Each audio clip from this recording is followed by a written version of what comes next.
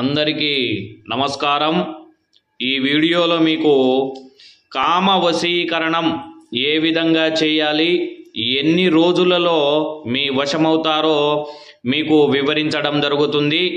ఈ కామ వశీకరణం అనేది స్త్రీ లేదా పురుషులకు, అలాగే కొంతకాలం ప్రేమించుకొని విడిపోయిన వారికి, మనం ఎవరినైతే కోరుకుంటున్నామో వారిపై ఈ కామ వశీకరణ మంత్రము పూజ చేసిన ఎడల వారు ఖచ్చితంగా 3 రోజులలో మీ వశమైపోతారు।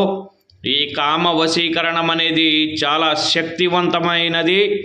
మేము చెప్పబోయే ఈ కామ వశీకరణ మంత్రము ఓం నమో కామమాలిని టాఠా హ్రీం హ్రాం రోం క్లీం స్వాహీ స్వాహీ।